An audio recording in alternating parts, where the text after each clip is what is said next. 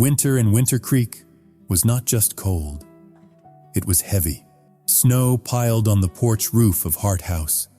Ice crusted the wooden steps up to the door. Lily Hart stepped out onto the porch with a bucket of coal in her hands. Her foot slipped just a little. In that gray air moment, she felt for a heartbeat, like she was falling back into a windowless room where every misstep had been turned into a sin. A man's hand reached out to steady her. Other winters, she would have torn herself free at any cost. This year, the man was Jonah Pike, and the only real difference was this: his hand did not stay. It touched her at the crook of her arm, firm but light, then pulled back as if he were afraid of hurting her. Winter Creek was the kind of town where the season pulled everything tight into the sound of doors closing and the smell of stove smoke. Hart House sat at the bottom of the hill, white paint peeling off the plank walls, but the porch roof was still solid and the curtains were always neat. After her husband died in a drunken riding accident, his family stopped wanting to say Lily's name at all. The only thing she kept was this house, and she turned it into a 4-room boarding house. Mornings, she got up early to heat water, make coffee, wipe tables. Afternoons, she saw to the rooms. Nights, she walked the halls and checked the locks. She wrapped her whole life into those few tasks and one simple rule: do not let anyone stand too close. Years of living with a man who pounded the table and grabbed her wrist to drag her into another room to keep arguing had taught Lily's body something faster than her mind could keep up with. Let a man's hand come near and her heart would bolt. Her skin would prickle, her shoulders lock. Nobody had to hit her. Closing the distance was enough. Thomas lay in the cold ground now, but that freezing reflex still lived in her chest, like a sheet of ice on the river. It looked calm, but the lightest touch could crack it. Jonah Pike had shown up at Hart House the first week the snow came. He only knocked twice, short and clear. When Lily opened the door, the first thing she noticed was his height filling the doorway, then the still gray of his eyes, the kind of look that took in more than it said. His coat was old but clean, his boots streaked with pasture mud. He said his name, said the rancher up north had sent him down to find a room for the winter. His voice was rough-edged, not loud, not harsh. Lily handed him a key, keeping her fingers on one end so he could take the other. Even so, their fingertips brushed. That old chill ran straight down her spine. She snatched her hand back so fast the key rattled against the ring, her eyes sliding away. Jonah saw all of it, but only nodded, took the key, did not joke, did not offer a flat apology, did not ask if she was all right. He went up to his room, boots heavy, but even on the stairs, then quiet. In the days that followed, Jonah became part of the quiet of Hart House. Before dawn, he headed out to the ranch.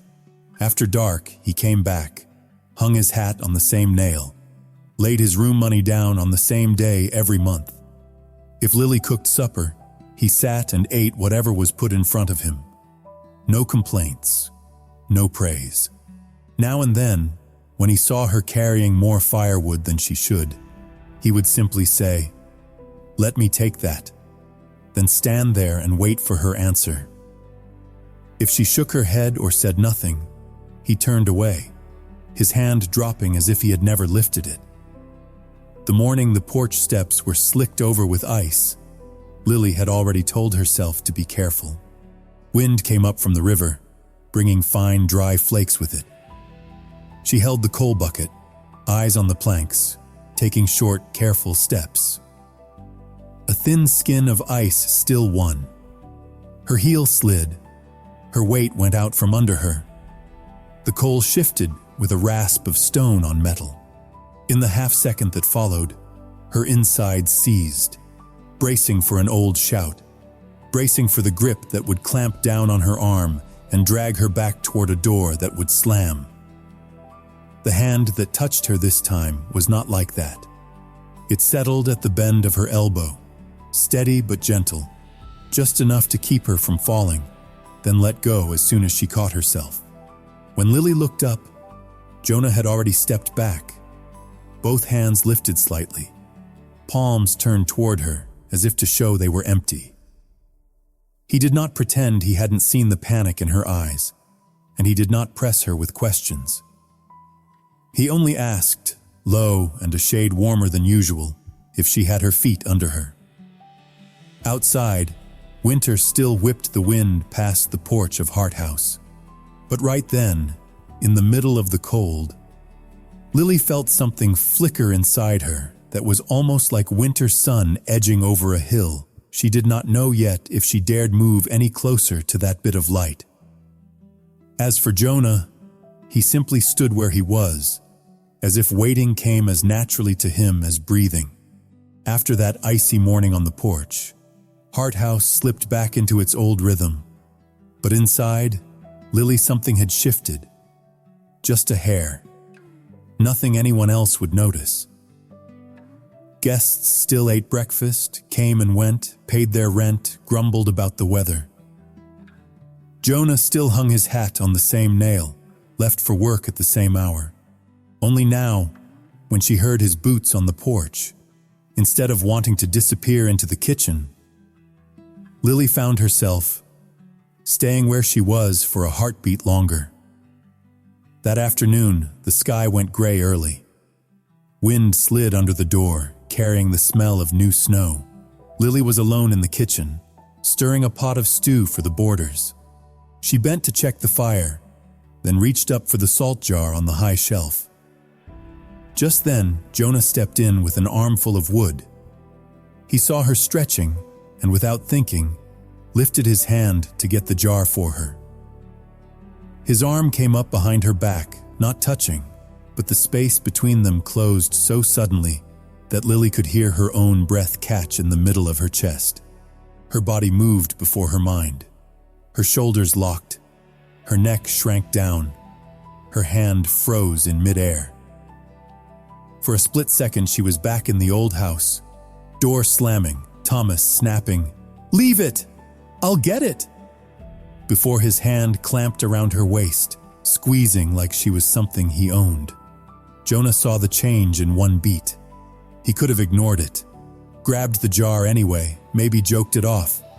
Instead, he stepped back half a pace, dropped his hand, and let the space open up again. "Let me set this wood down first," he said, keeping his voice as plain as if nothing had happened. "If you need something off a high shelf, you can just tell me. I can pull the whole thing down lower. We don't have to stand that close." It took Lily a few seconds to uncurl her fingers.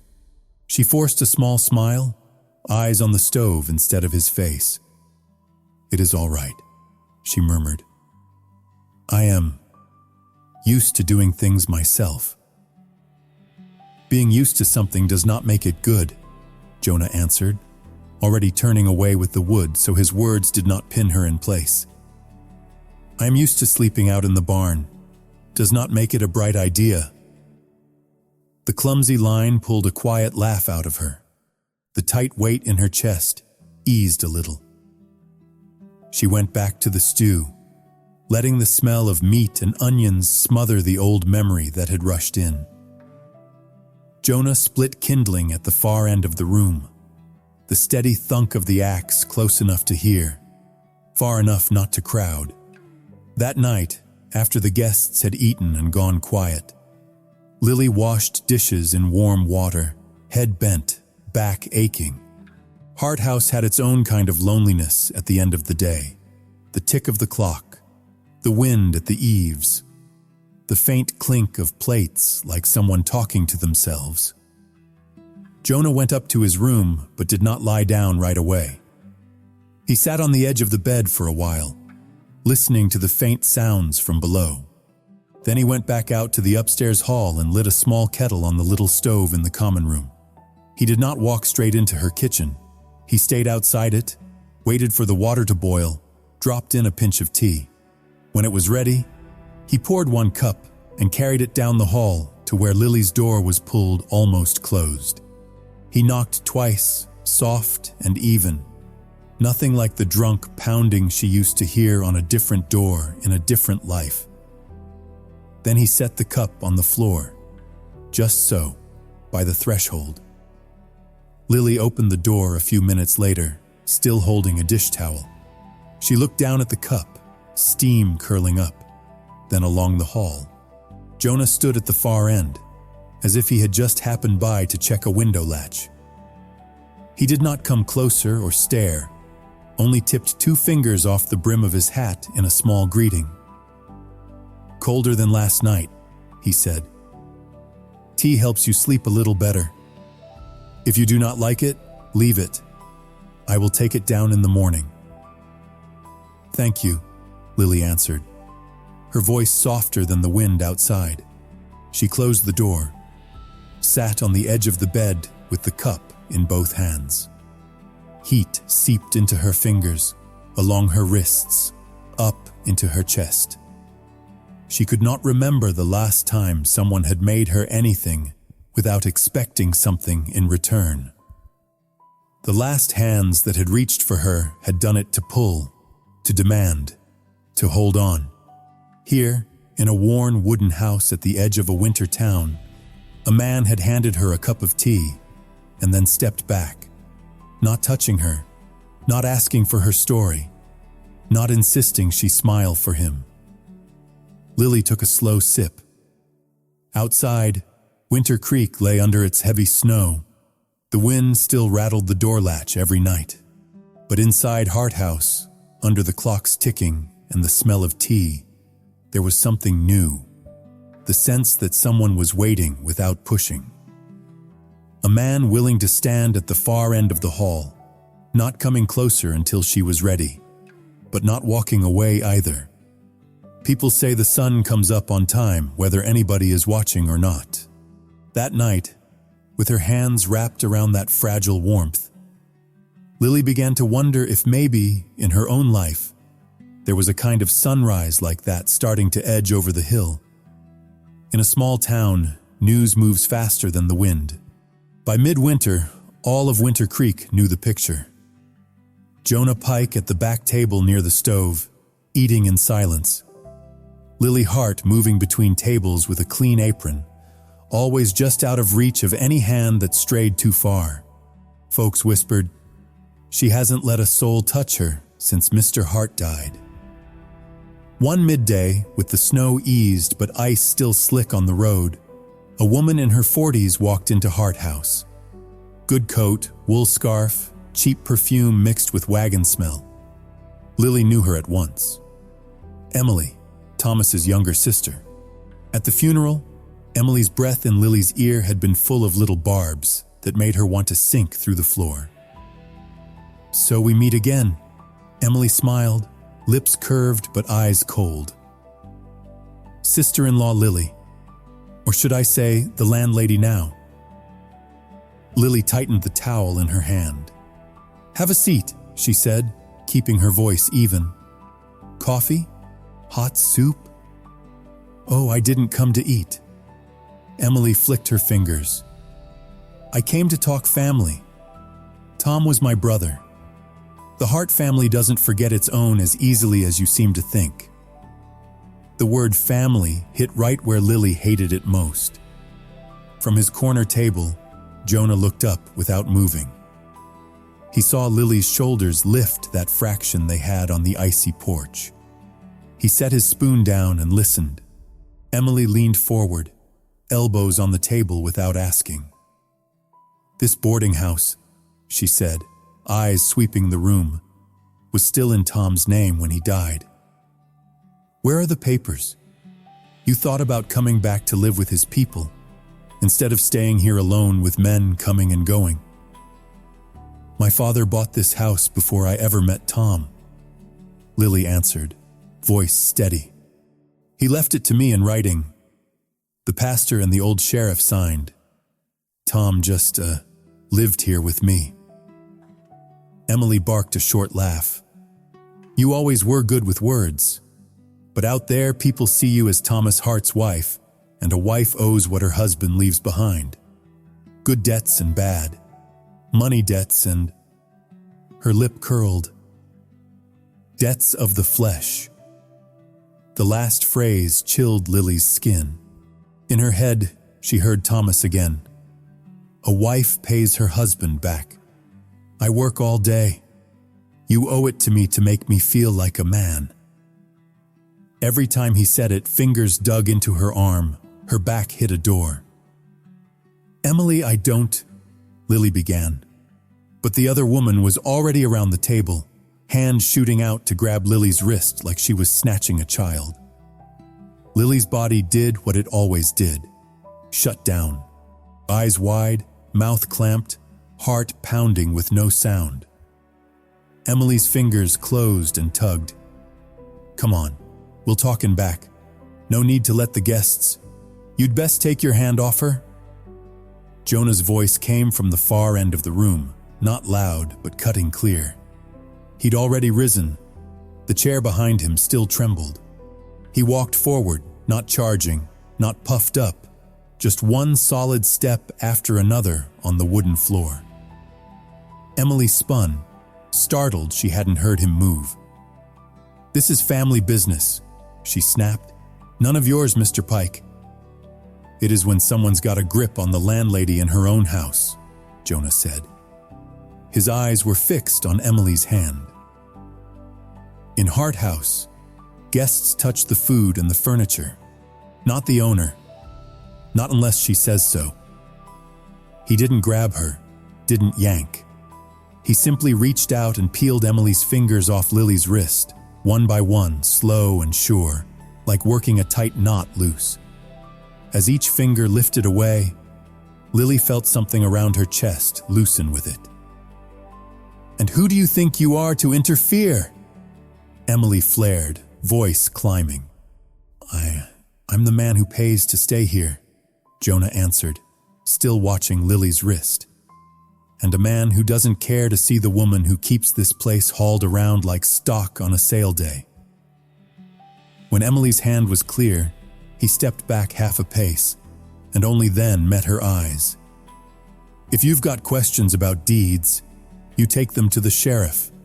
If you want to talk about debts of the flesh, you can have that talk with your own looking glass. You don't bring it in here.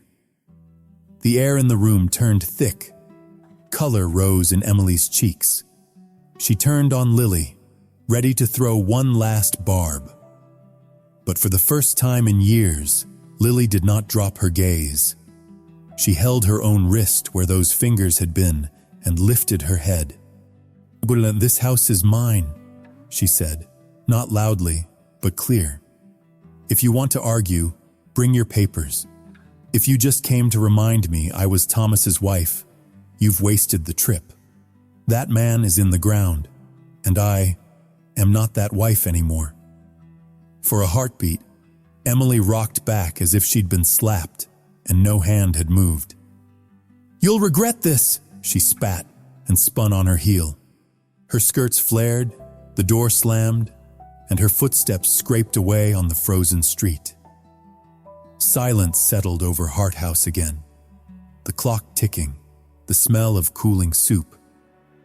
Lily stood where she was, knees starting to tremble now that it was over. A faint red mark showed on her wrist. Jonah looked at the mark.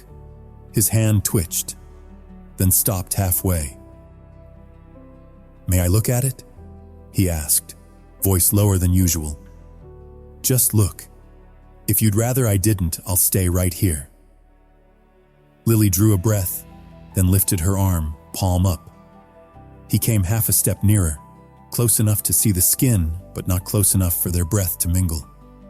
He didn't touch it first, only studied the fading print and gave a small nod.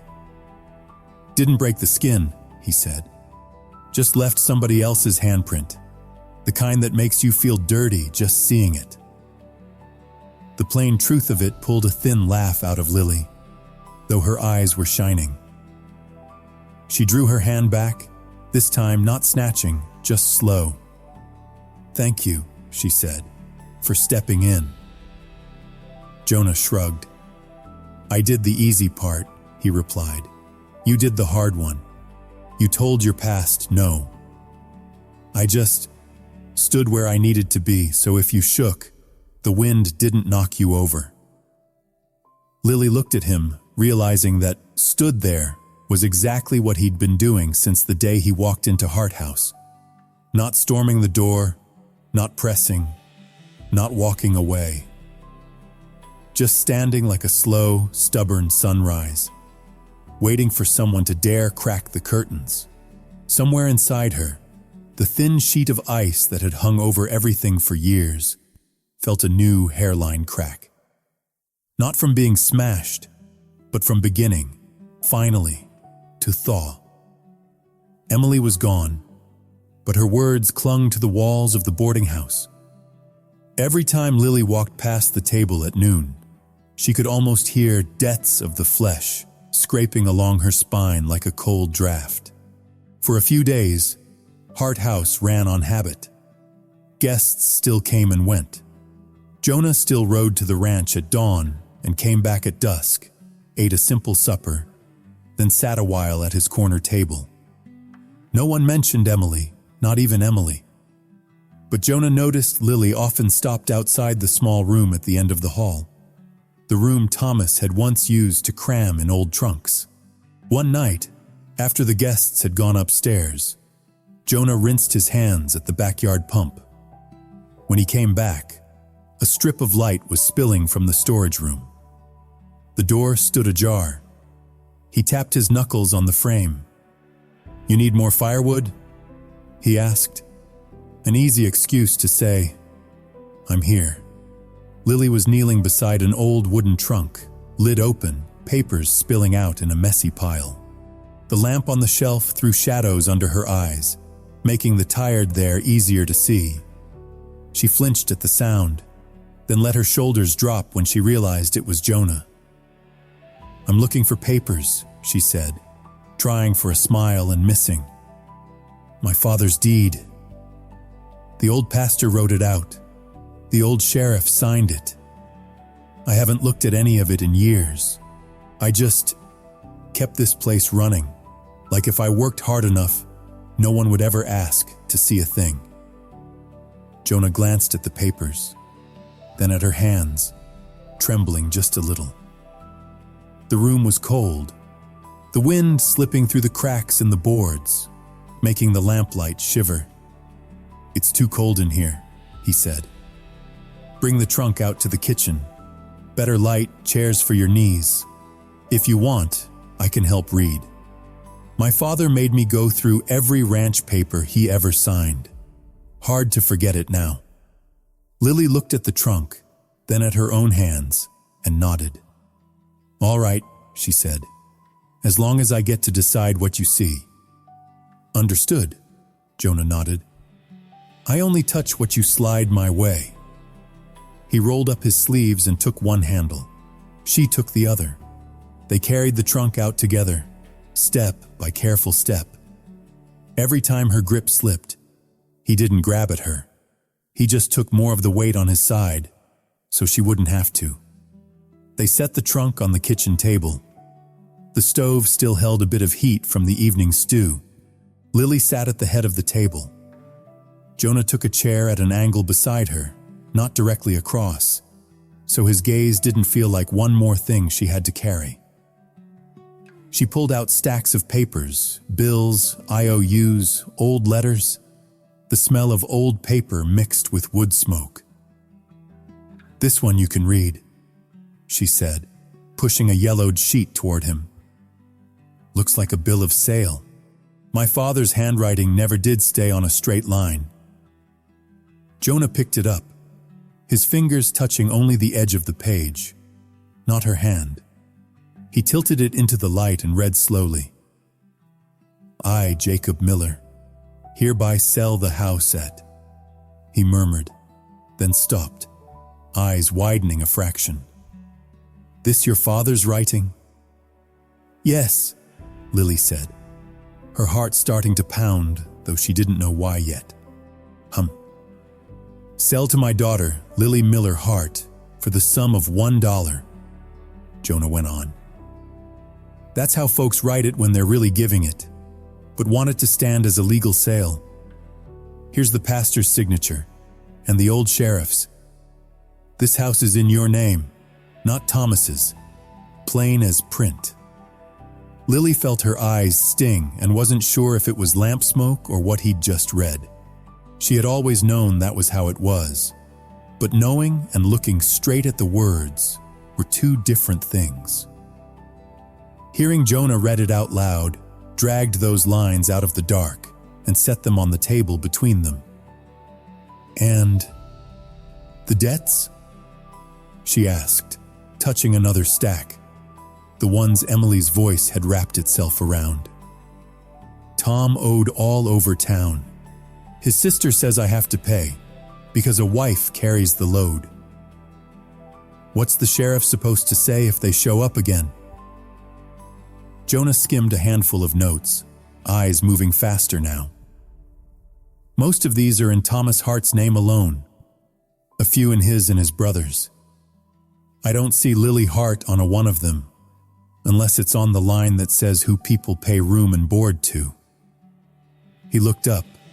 Might, if anyone wants their money, they're chasing a dead man. They can't shove you out of this house on talk alone. They'd have to walk over this paper, the old sheriff, the old pastor, and if it comes to it, the new sheriff too. He's got troubles enough, she said with a thin smile. He doesn't need mine. The new sheriff owes me a favor or three, Jonah answered evenly. See, I hauled him over the pass in a snowstorm once and kept him in the saddle. If Emily comes back, I'll drop this deed on his desk and ask him to say, real clear, who owes what. You're not standing up there alone. Those last words landed soft as dust on the table, but sat there solid as a foundation stone. Lily studied his face in the lamplight. No fancy promises. No, I'll protect you forever. Just a man who could read, who knew the way up to the sheriff's office, and was willing to stand beside her when it mattered. She reached to take the deed back. Her fingers brushed the tips of his. Old habit told her to snatch her hand away. This time she paused halfway. Their fingers stayed touching one heartbeat longer than usual, before he pulled back first, like a silent nod. The papers are one thing, Lily said quietly. The other is, people are used to seeing me as a shadow of the Hart family. They'll talk. They'll ask how long I plan on keeping this place alone. Until you feel like doing something else, Jonah replied. Or until you feel like having someone keep it with you. Either way, that call is yours. They don't get to sign their names on your life any more than they do on this deed. Lily laughed then, a real laugh this time. You sound like a preacher. I sound like a man who lived under his father's name too long, Jonah shrugged. Didn't put my own on the ranch gate till after he died. Land didn't change that day. Just my mind did. Outside, the wind was starting up again. The lamp swayed a little, throwing their shadows long across the wall. Lily folded the deed as carefully as if it were a fine linen and slipped it into a clean envelope. Tomorrow, she said, eyes on the envelope. Do you have a little time? If you can, would you walk up to the sheriff's with me? I know I can go alone. I also know I freeze when a man shuts an office door behind me. Jonah nodded without a second's hesitation. I'll go, he said. I'll stand in the doorway. If the room feels cold, I'll stay right there till you're done. Nobody's hauling you anywhere. Lily lifted her head. In the lamplight, there were still old, tired lines in her face. But something new, too. The look of ice just beginning to melt at the edges of a pond. She nodded back. All right, she said. We'll go in the morning. You can walk like the sunrise, slow but right on time. Jonah smiled then, rare enough that he felt it stretch unfamiliar muscles. "Depends on the season," he said, "but sunrise doesn't stand folks up." The next morning, Winter Creek sat under a thin skin of frost. No new snow, just old ice clinging along the edges of the road. Lily walked in front, her father's deed folded in an envelope between her fingers. Jonah walked beside her. He did not touch her, did not hang back. He kept just close enough that if she slipped, he could offer an arm if she wanted it. The sheriff's office sat in the middle of town, low brick walls, a heavy wooden door. Lily stopped at the bottom step and drew a breath. Men's doors, men's voices, the smell of smoke and ink. Those things still made her shoulders rise without permission. Jonah saw it, but he did not tell her what to do. "You go in first," he said quietly. "I will stay in the doorway. If you look back and see me, you will know you are not trapped." She nodded, tightened her grip on the envelope and pushed the door open. Sheriff Harris looked up from a pile of papers, round belly like the old sheriff, eyes softer. "Mrs. Hart," he said. "I heard the Hart sister stopped by to make trouble." Lily set the envelope on his desk. Her hand trembled a little. Her voice did not. "I would like you to look at my father's deed," she said. "So when people question it, I do not have to stand here alone saying, 'I remember it that way.'" Harris opened the envelope and read, slow and careful. Finally, he nodded. "This is clean," he said. "The house is in your name. Thomas's debts are a different pot. If his people want to argue, they can come in here and talk to me. They do not get to grab your wrist in your own hallway." He glanced up and smiled a little. "If you like, I can keep a copy here. Next time someone raises a fuss, you just say, 'Ask the sheriff.'" It felt as if someone had lifted a stone off her chest that she had forgotten she was carrying. She thanked him, turned, and stepped back outside. Jonah was right where he had promised. Shoulder against the frame, hat brim low, his eyes asking if she was all right without a word. "I am," she said. This time it was true. "This house really is mine." On the walk back, they did not hurry. At the strip of old ice in front of Hart House, Lily's stride shortened. Jonah glanced at the step that had taken her down once already. "You can hold out your arm," she said, still facing forward, voice soft but clear. "Just tell me first." He slowly offered his elbow, careful not to crowd her. Lily looked once, then laid her hand there. The ice under her boots was still slick and cold. From that small point of contact, a different kind of warmth began to spread. Her heart still beat faster. It did not shut down. Tight, yes. Frozen, no. That afternoon, the house stayed quiet. No blizzard, only wind. Lily cleared the tables early, the stew pot scraped nearly empty. The stove sank to a bed of red coals. Jonah sat in his usual corner, but when she folded the cloths, he did not stand and leave like most nights. "You will be moving on when winter ends, I suppose," Lily said first, eyes on the wood grain. "Cowboys are not meant to stay put." "I used to think that," Jonah answered. "But there are a few places where a man can sleep one more night and not feel worse for it. Hart House happens to be one of them." She glanced up. "Because of the cooking?" "Because the woman who owns it says no to half the town," he said, the corner of his mouth lifting, "and somehow has not said no to me. If you want me gone, I will go. If you want me to stay, I will stay. I am not asking for much. A bed, honest work, and someone around now and then to remind me I do not have to wear that stiff face all the time." Lily was quiet for a while. In the warm kitchen, the wind on the eaves sounded farther away. She sat down across from him, no longer keeping the table as a shield between them. "I still freeze," she said at last. "Sometimes just from a knock on the door, sometimes from a shadow passing too close. I cannot promise I will be normal again anytime soon. All I know is this: when you touch lightly and warn me first, my body listens a little better." "I am not asking for promises," Jonah said. "I just need to know where you want me when it feels cold. If the answer is still here, I can wait." For a heartbeat, the kitchen went very still. Lily looked at her hands. Faint marks still lay along her wrist, more memory than bruise now. Then she did something she would not have believed herself capable of 3 months earlier.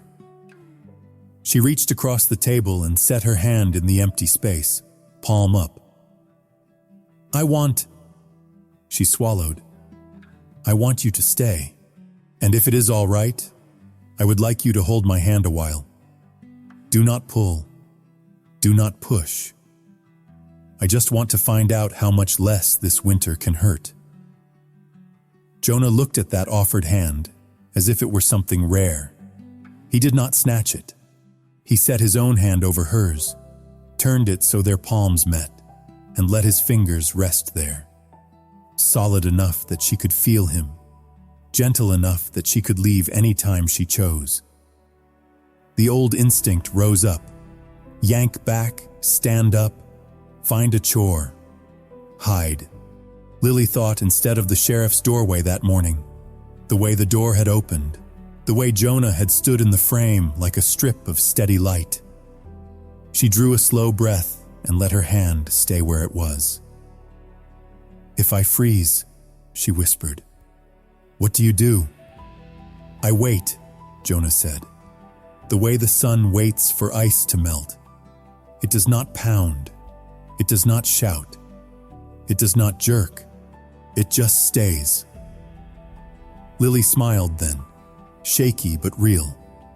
This time she did not dodge his eyes. Outside, the wind still whipped past the eaves of Hart House. Inside, on the old wooden table, 2 hands stayed clasped, warming by degrees. She still carried old winters inside her. For the first time, she believed she did not have to outlast them alone. And Jonah sat there, after a long season of keeping his distance, steady, patient, quietly warm, like a sunrise that never quite tires of showing up, even for someone who is still learning how to open the curtains. In Winter Creek, if anyone asked why that winter at Hart House felt a little less cold, no one could really explain it in so many words. They only knew that a widow who once never let anyone touch her now dared to lay her hand over a cowboy's, and that a man who thought he was born to keep riding dusty roads had somehow learned how to sit still at an old wooden table. The winter wind still blew past the eaves. Ice still clung to the front steps. But inside that small house, 2 people slowly proved a quiet truth. Sometimes one hand that is warm enough and patient enough is all it takes to thaw a whole winter inside another person. If the story of Lily, Jonah, and that winter at Hart House touches something in you tonight, hit subscribe so we can sit together again for more gentle love stories from the Wild West. Don't forget to like the video. Leave a comment about the moment that stayed with you most, and ring the notification bell so you do not miss the next episodes of Tales from the Wild West.